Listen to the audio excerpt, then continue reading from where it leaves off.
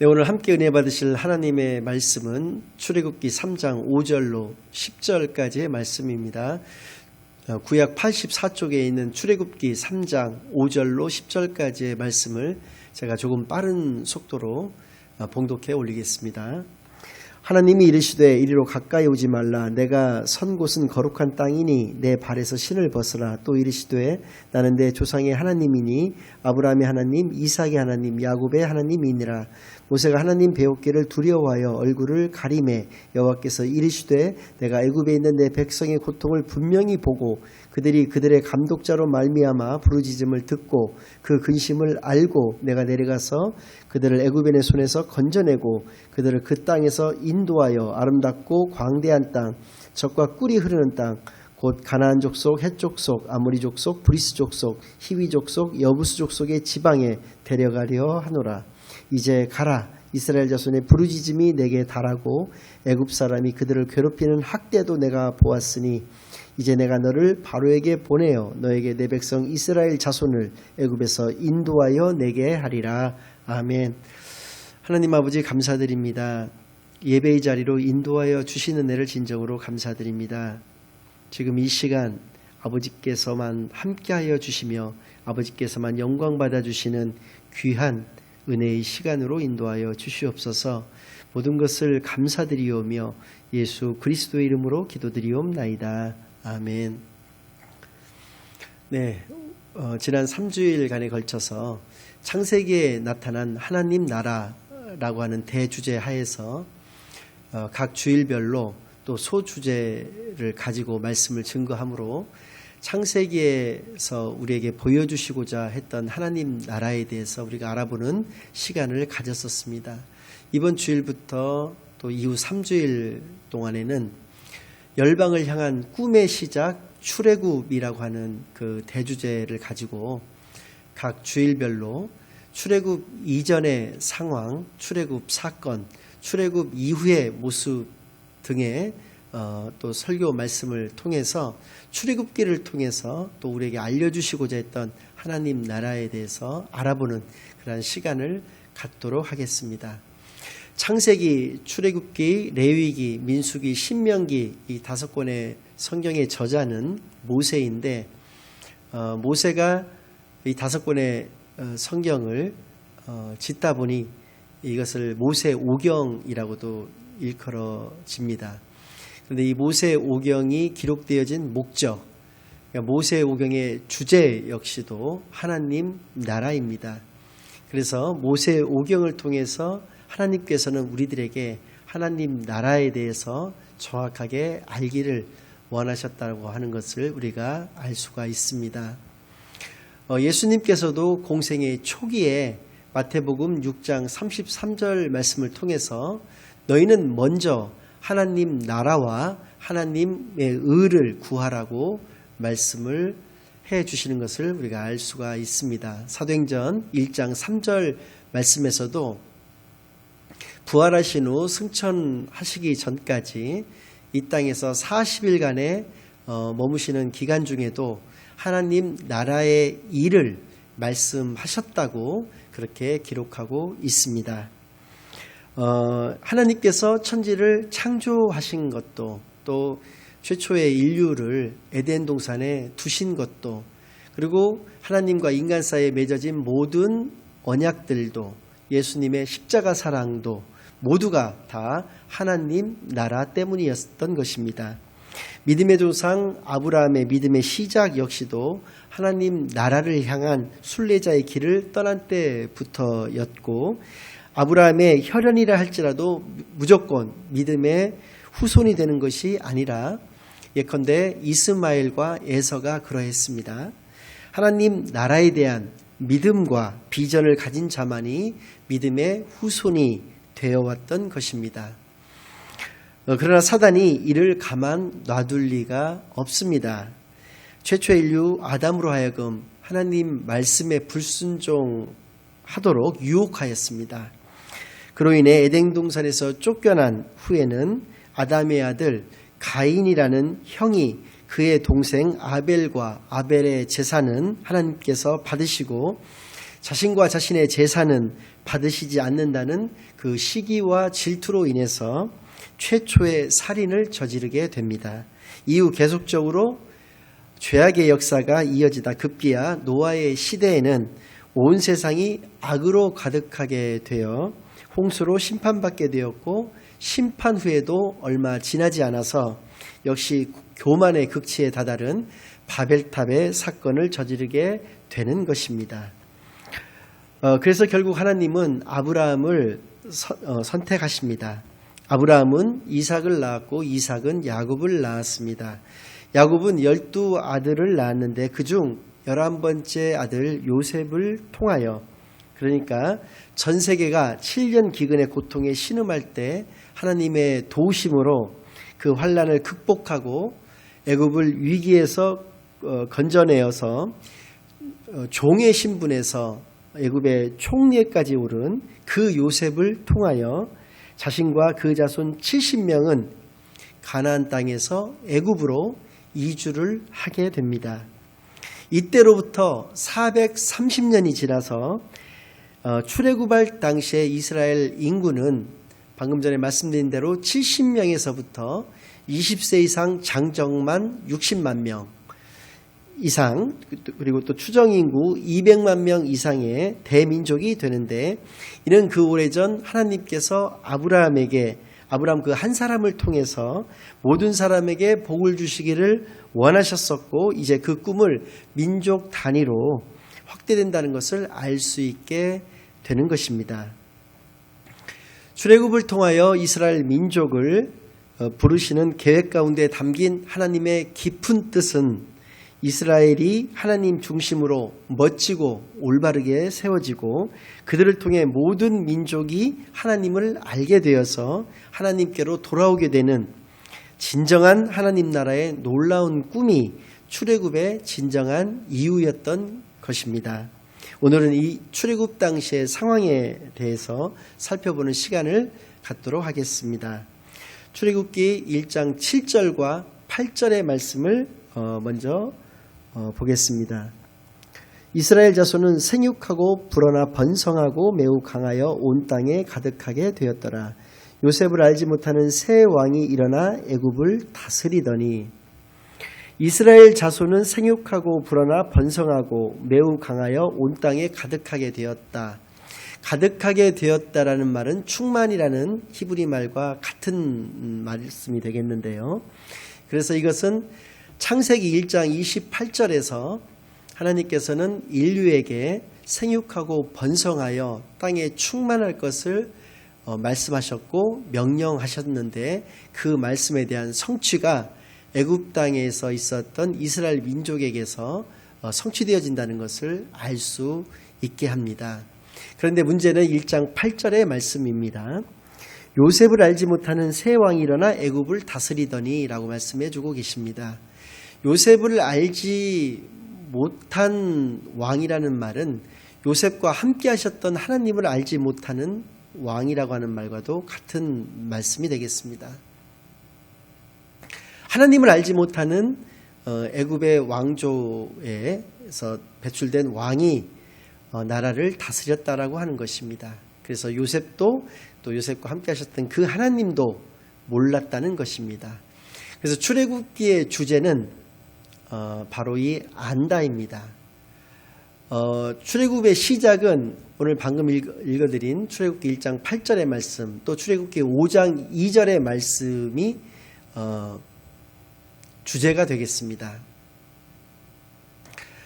출애굽기 5장 2절의 말씀은 모세로 하여금 출애굽의 사명을 띠고 애굽 왕 바로에게 찾아가게 하신 하나님께서 그를 통하여 이스라엘 민족들을 내어 달라는 그런 요청을 하게 되었을 때 애굽 왕 바로가 이야기하는 장면이 나옵니다. 하나님이 누구시기에, 즉 여호와가 누구시기에 내가 이 백성을 내어 주겠느냐라고 하는 얘기를 하는 것입니다. 그래서 하나님을 알지 못하는 자들의 최후는 어떤 것이고 하나님을 아는 백성들의 최후는 어떤 것인지에 대해서 출애굽기에서는 자세하게 말씀을 해주고 계시는 것입니다. 다시 시대를 조금 거슬러서 올라가도록 하겠습니다. 요셉의 시대로 다시 거슬러 올라간다면 요셉이 야곱과 그 가족 70명을 애굽 땅 북쪽 고센이라고 하는 지방에 정착시키게 되는데, 그곳에 정착시킨 데에는 크게 두 가지 목적이 있어서였습니다. 첫째는 이스라엘 민족들의 생업은 목축업이었는데 그 목축업을 하기에 가장 최적의 장소가 그곳 고센 땅이었다는 이유에서였습니다.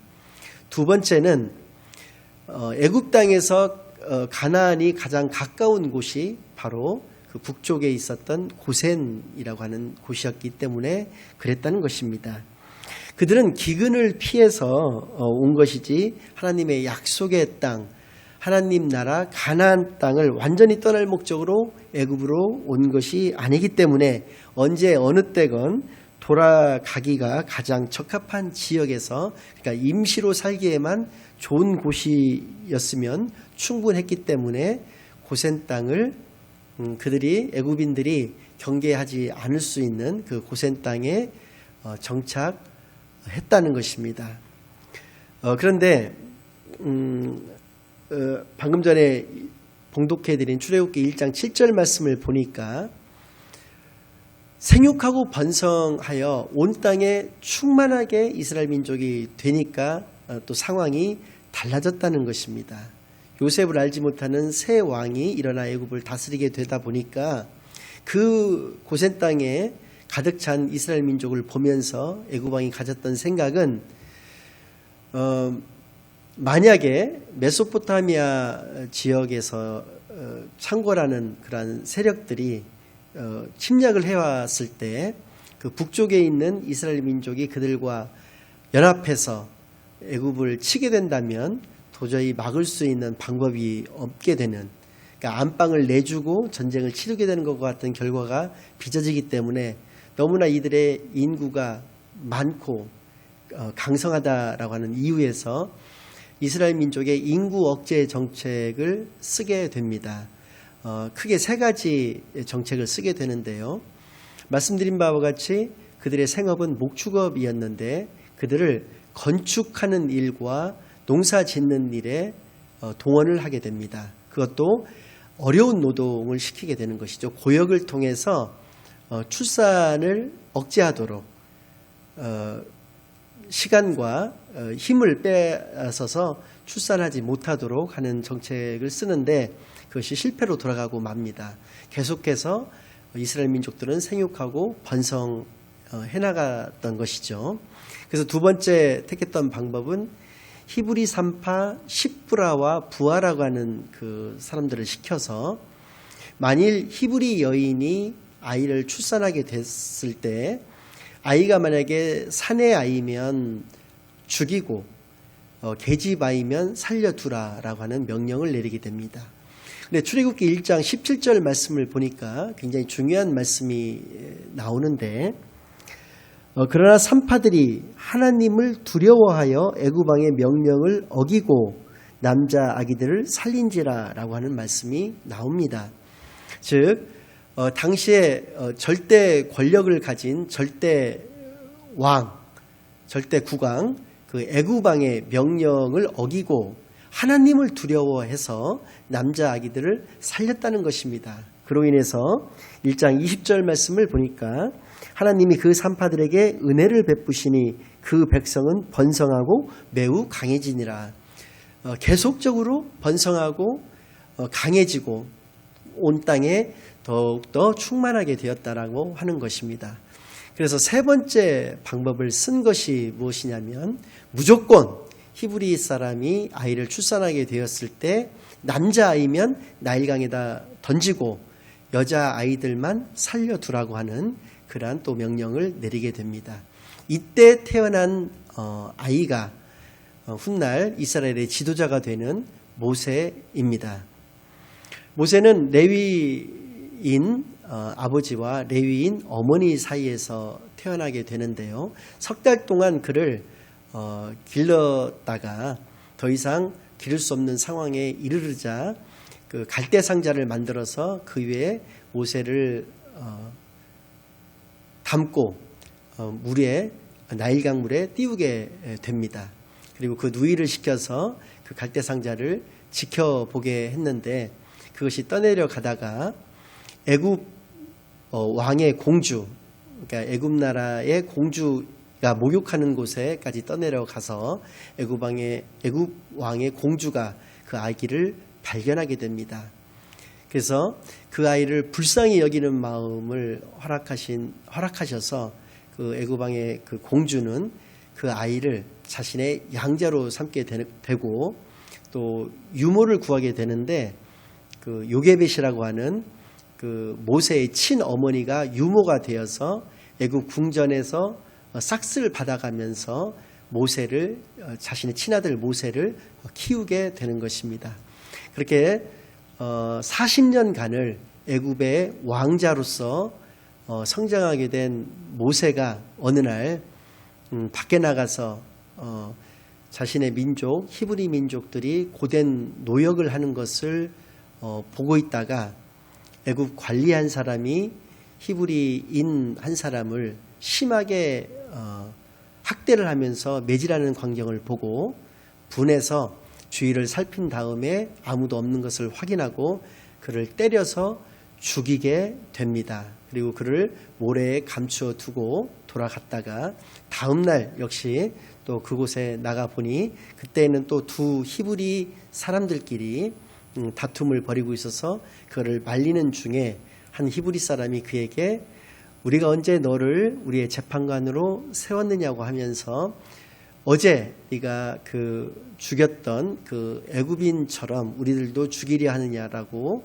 그렇게 말하는 것을 듣고 두려워서 또 실제로 애굽 왕이 그 사실을 알게 되어서 모세를 죽이려고 해서 모세는 그 즉시로 미디안 광야라고 하는 곳으로 피신해서 역시 또 그곳에서 40년간을 광야 생활을 하게 됩니다.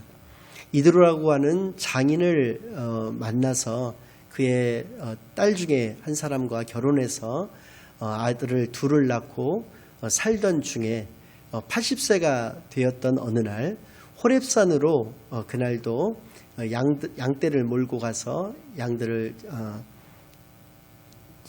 돌봐주기 위해서 데리고 갔었을 때에 호렙산 한 떨기나무에서 하나님의 사자가 나타나서 그에게 이스라엘의 지도자가 될 것과 또 출애굽의 그 사명을 그에게 허락하시는 것이 오늘 읽은 본문 출애굽기 3장 5절에서 10절까지의 내용이 됩니다.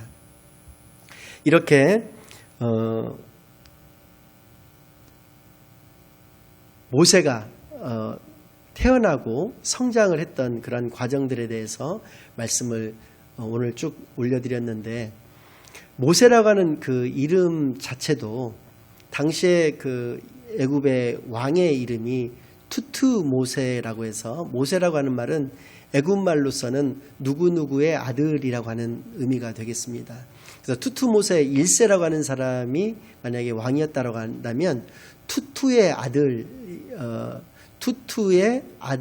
1세가 왕이었다라고 하는 의미가 되는데 이건 애굽 왕의 그 공주가 모세를 양자로 택했던 그 공주가 지어준 이름인데 이 말이 공교롭게도 히브리 말로는 건져냄이라고 하는 말이 되는 것입니다. 즉 모세는 건져냄을 받았지만 모세가 이후 이스라엘 민족을 애굽인의 그 악재와 폭정으로부터 건져내게 된다라고 하는 하나님의 예언을 받고 받고 태어났다라고 하는 것을 알 수 있게 하는 것입니다. 이렇게 80년 동안 그 훈련을 통해서 모세를 이스라엘의 지도자로서 손색이 없는 자로 하나님께서는 그를 연단을 시키셨고 그 연단의 과정이 이제 끝나서 80세에 이르러서 비로소 모세가 하나님의 부름을 받고 이제 세계 무대에 등장하게 되는 것까지가 오늘 여러분들에게 증거한 말씀이 되겠습니다. 결론을 말씀드리겠습니다. 창조주이시며 전능자이신 하나님은 동시에 역사의 주관자이십니다. 역사는 하나님께서 이루어 가시는 것이기에 하나님을 아는 것이 사는 것이고 하나님을 모르면 죽는 것이라는 역사의 교훈을 배워 깨닫는 것은 매우 중요한 것입니다. 즉 아는 것과 모르는 것은 우리가 사느냐 죽느냐의 문제가 되어버리는 것입니다. 하나님을 바로 알고 그래서 하나님과의 올바른 관계를 형성함으로 하나님의 축복 안에서 살아가시는 하나님의 자녀 다 되시길 예수 그리스도의 이름으로 간절히 축원합니다. 아멘.